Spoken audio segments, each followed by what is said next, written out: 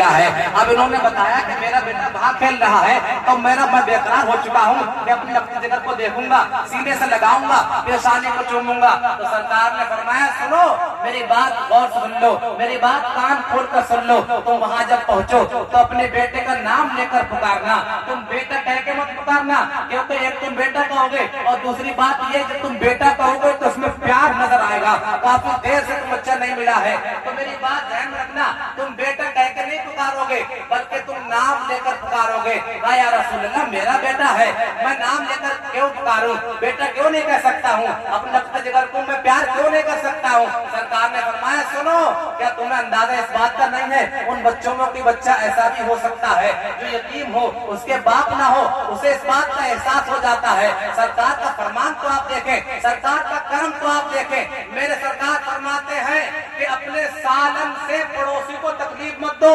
اپنے سالن سے پڑوسی کو تم تکلیف نہ پہنچاؤ. اگر تم سے ہو سکے تو اس میں شوربہ بڑھا دو اور پڑوسی کے یہاں ایک پیالہ پیش کر دو. یہ ہمارا دین بتاتا ہے کہ پڑوسی کو تکلیف نہ دو.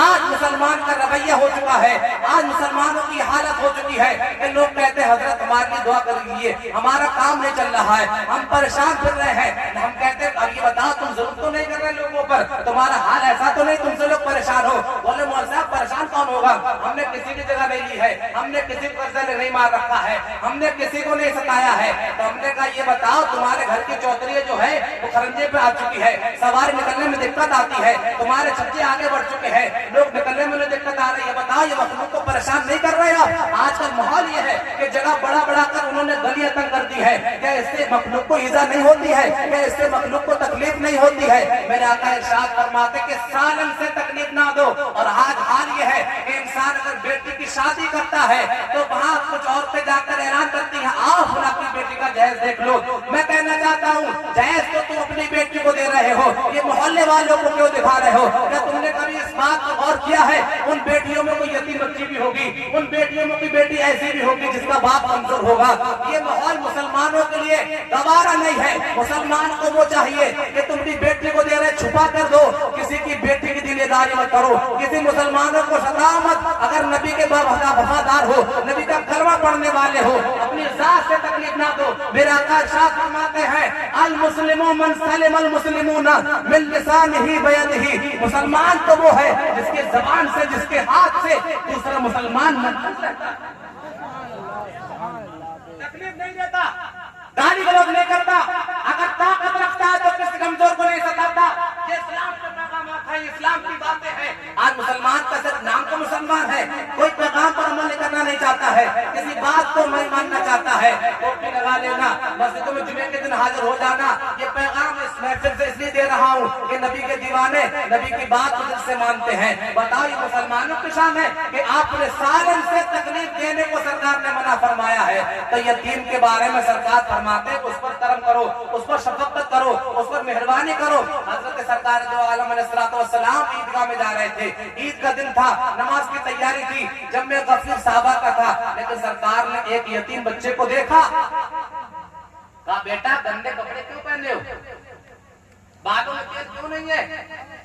کہا میرا باپ کھلا غزوے میں شہید ہو گیا تھا, میری ماں بھی انتقال کر گئی ہے. سرکار نے ہاتھ پکڑے گھر لے آئے. اب تمام صحابی منتظر ہیں حضور نماز کے لیے آئے.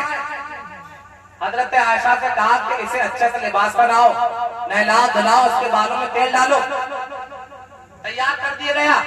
پھر سرکار فرماتے ہیں اما ترضى ان محمد ابوکا, کیا تو اس بات پر راضی ہے کہ تیرا باپ محمد لگے. سبحان اللہ. میرے آقا ارشاد فرماتے ہیں عائشہ امکا, کیا تو اس بات پر راضی ہے کہ تیری ماں عائشہ لگے. سبحان اللہ. سرکار فرماتے ہیں فاطمہ بنت محمد اختکا, کیا تو اس بات پر راضی ہے کہ تیری باجی فاطمہ لگے. اس بچے نے کہا یا رسول اللہ قربان جاؤ اپنے مقدر پر کہ میرا مقدر کتنا بڑا ہے کہ میرا باپ محمد عربی ہو, میری ماں عائشہ ہو, میری بہن حضرت کہ فاطمہ ہو تو یتیمی کو مزہ آ جائے گا۔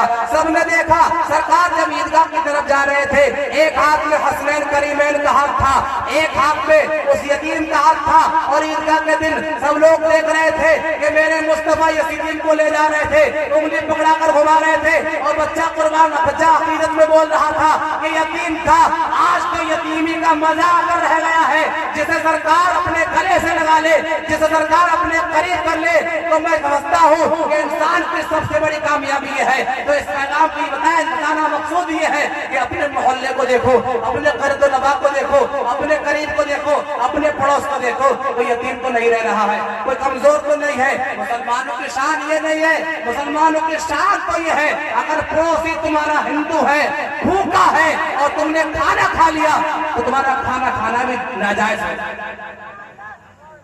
یہ نور ایسا پھیلا کہ دنیا تاریکی کو دور فرما دیا، تاریخ ختم کر دی، تو یہ تاریکی دور کرنے مصطفیٰ آئے تھے، تو ہمیں ان تاریکی کو دور کرنا ہے۔ چھوٹے بڑے کا کوئی خیال نہیں کرنا کہ ہم بڑے ہو گئے چھوٹے ہو گئے ہیں، دولت یہ معیار بڑے ہونے کا نہیں ہے، غریب ہونا یہ چھوٹے ہونے کا معیار نہیں ہے۔ کوئی یہ سمجھتا ہے کہ مالدار بڑا ہو گیا غریب کم ہو گیا، ایسا کچھ نہیں ہے، یہ اللہ کے کرشمے، اللہ کی قدرت ہے، کسی کو پیسہ دیتا ہے، کسی کو غریب کرتا ہے۔ سب سے بڑا عزت دار وہ ہے جو اللہ کی عبادت کرتا ہے، جو خدا رسول کی بات مانتا ہے وہ عقل مند ہے، وہ عزت دار ہے، اور جو خدا رسول کی بات نہیں مانتا وہ ذلیل ہے۔ وَأَنْتُمُ الْأَعْلَوْنَ إِن كُنتُم مُؤْمِنِينَ، تم ہی بلند ہوگے، تمہارا مقام بڑھے گا، شرط یہ کہ سچے مومن بن جاؤ۔ تو عزت ذلت اللہ کی اطاعت میں ہے، اور اس کی نافرمانی جو اطاعت کرتا ہے عزت ان کا مقدر بن جاتی ہے، جو نافرمانی کرتے وہ ذلیل ہو کر رہ جاتے ہیں۔ تو ہمیں اس پیغام کو سمجھنا ہے، یہاں سے بات لے کر جانا ہے کہ اپنی ذات سے کسی کو تکلیف نہیں دینا ہے، اپنی طاقت کا زور کسی کمزور کو نہیں دکھانا ہے، اپنے پیسے کا گھمنڈ کسی پر نہیں دکھانا ہے۔ میرے آقا ارشاد فرماتے ہیں یتیم کے سامنے اپنے بچے کو پیار نہ کرو، بیوہ کے سامنے اپنی بیوی سے باتیں نہ کرو، اور یہ پیار کی باتیں نہ کرو، اور تو اپنا دولت کا نشہ کسی غریب کو مت دکھاؤ، اپنی طاقت کا نشہ کسی کمزور کو مت دکھاؤ۔ اللہ کی وہ شان ہے، اللہ وہ قدرت والا ہے، اگر کسی کو اس نے یتیم کیا ہے تمہارے بچوں کو بھی یتیم کر سکتا ہے، وہ تم کو بھی غریب کر سکتا ہے، تمہارے بے بچوں کو بھی بیوہ بنا سکتا ہے۔ تو اللہ کا شکر ادا کرو، لیکن اس بات کا خیال رکھو کہ اپنی مالداری سے کسی غریب کا دل نہ دکھائے، اپنی دولت سے کسی کو پریشان نہ کرے، اپنی طاقت کا نشہ کسی کمزور پر نہ دکھائے۔ ہم تو اس مصطفیٰ کے چاہنے والے ہیں، بتاؤ کس کے چاہنے والے ہیں؟ جو تمام نبیوں کا سردار ہے، جو تمام دونوں جہان کا کائنات کا سردار ہے، جس کے صدقے میں اللہ تعالیٰ نے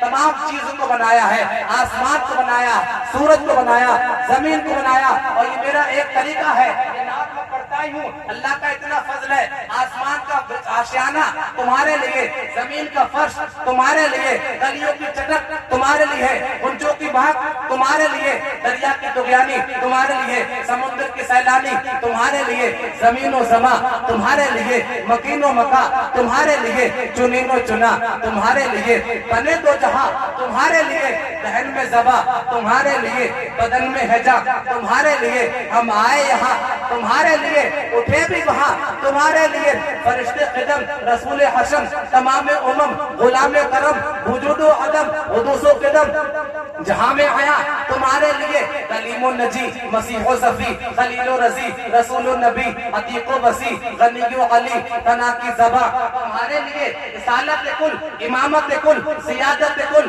امارت کل حکومت کل ولایت کل خدا کا یہاں تمہارے لیے، تمہاری چمک تمہاری دمک تمہاری جھلک تمہاری مہک زمین و فلک سماق و سبق میں شکا نشا تمہارے لیے، کنز نہا یہ نور فشا کل سے آیا یہ بزم فتح یہ ہر تن و جا یہ باغ جنا یہ سارا سما تمہارے لیے، ظہور نہا قیام جہاں رکوع مہا سجود شہا نیاز یہاں نماز وہاں، یہ کس کے لیے؟ ہاں تمہارے لیے، یہ شمس و قمر یہ شام و شہر یہ برگ و شجر یہ باغ و ثمر یہ تاغ و ثمر یہ تیغ و ثمر یہ حکم روا تمہارے لیے، یہ فیض دیے وجود کیے